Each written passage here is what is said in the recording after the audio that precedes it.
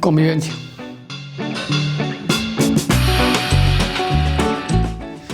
Libertad.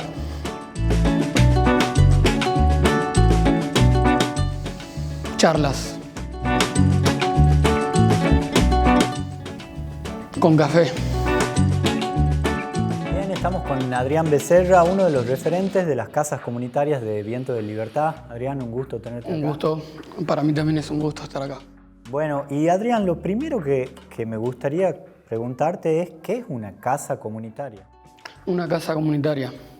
Para nosotros, Vientos, una casa comunitaria es una casa de convivencia donde podemos alojar a pibes y pibas que están en situaciones extremas de vulnerabilidad y nosotros laburamos específicamente el consumo, que es un problema dentro de nuestros barrios más populares, es un problema bastante grande.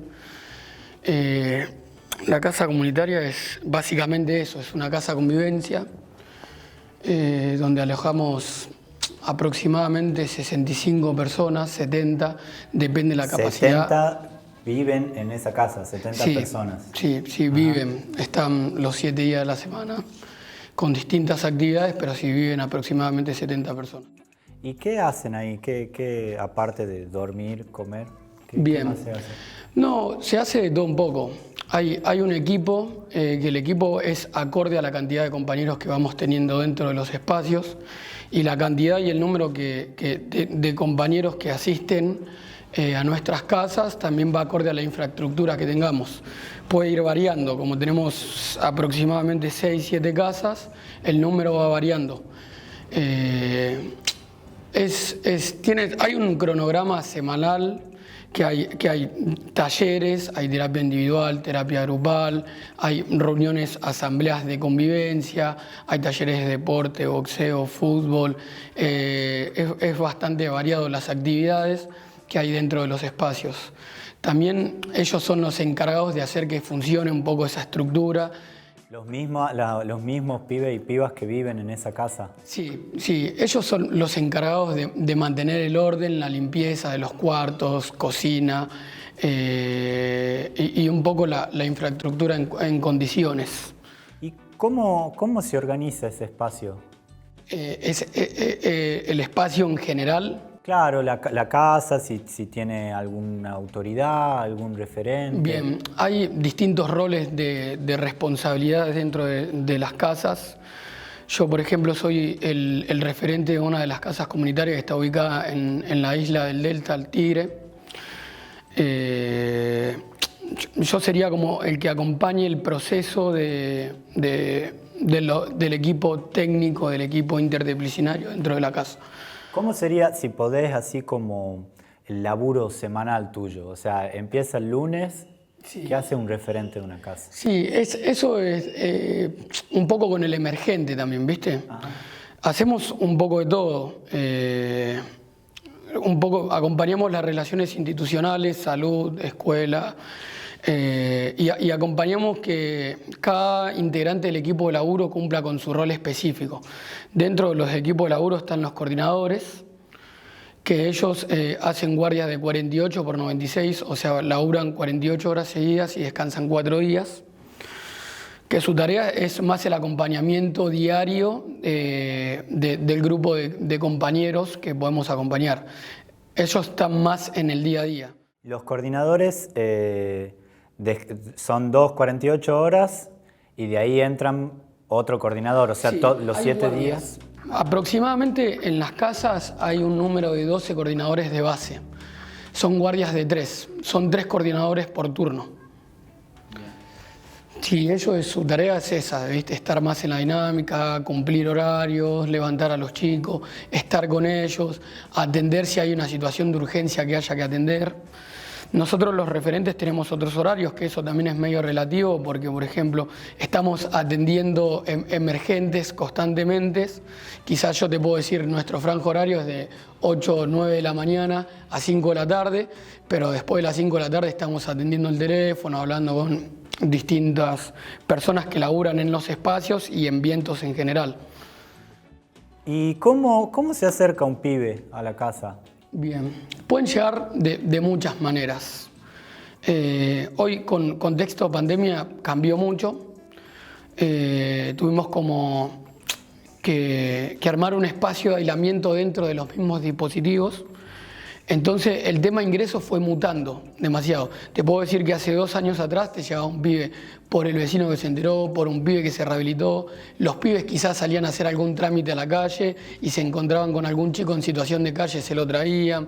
Llegaban por las organizaciones, distintas hermanas, y también llegaban por los CACs que tenemos nosotros, que son dispositivos más de días, que están distribuidos por distintos territorios.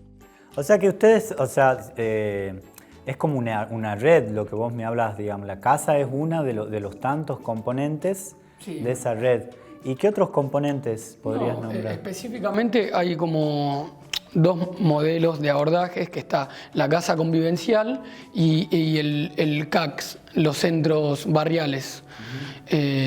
Los centros barriales tienen una modalidad más de día, de laburar en el territorio, dentro del territorio, con los compañeros del territorio, y no solamente se atiende en situación de consumo, si por así llamarlo, sino es muy diverso la problemática, viene con un combo de todo, situación de calle, violencia de género, situaciones de vulnerabilidad, totalmente.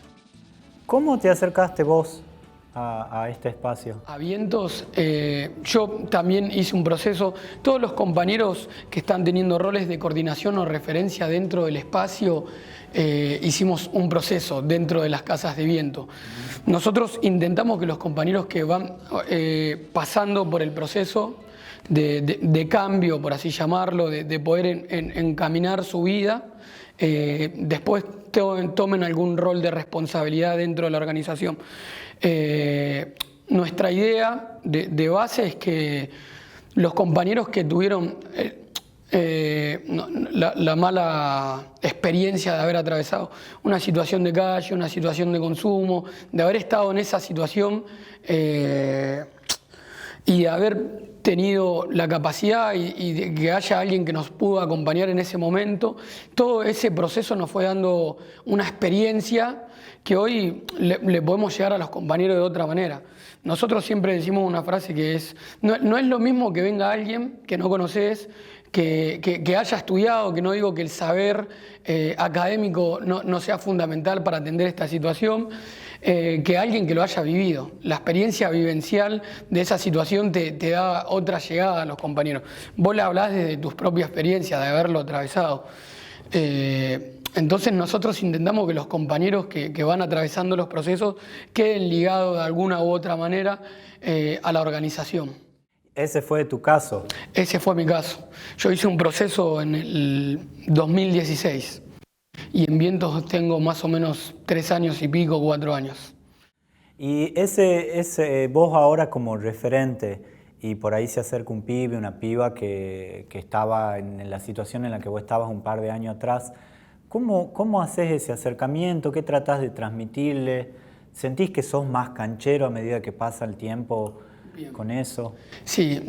Los roles dentro del espacio, y en mi caso en particular, fueron mutando. La experiencia que vas transitando durante esos años te van dejando sabiduría, por así decirlo. En realidad, un poco también nuestra lógica es como el día que nosotros nos paremos en un lugar de saber absoluto, vamos a estar en grandes problemas, porque siempre tenemos que ir repensando las estrategias y métodos de abordaje para los pibes.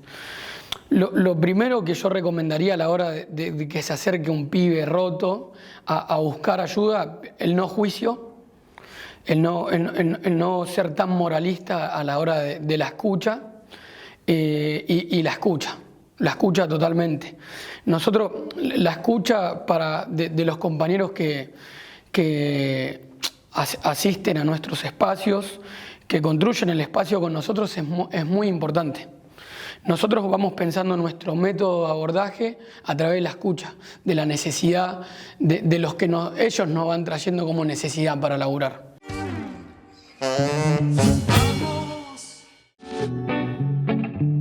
Hermoso. La patria grande. Problemas.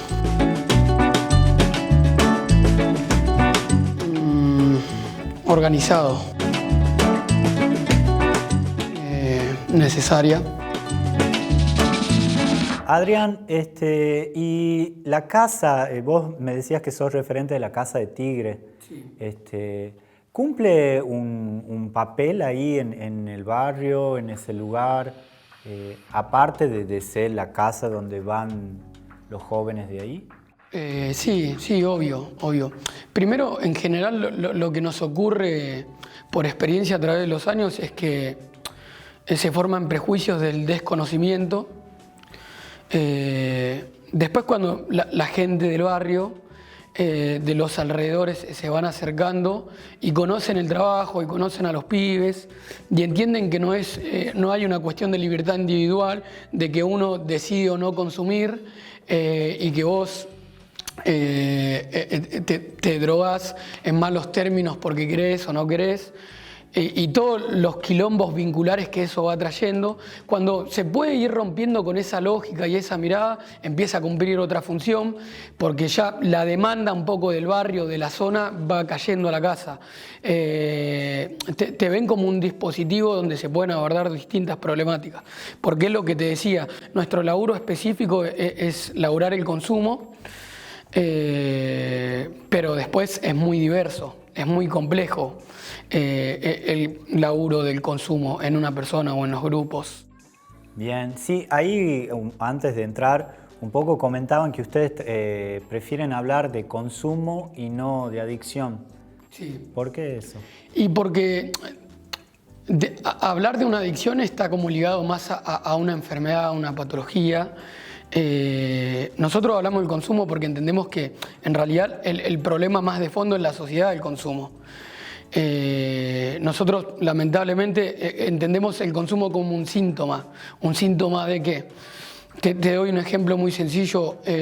Vos nacés en un barrio popular, precario, tus viejos tienen que estar pensando en cómo cubrir las necesidades básicas de tu casa.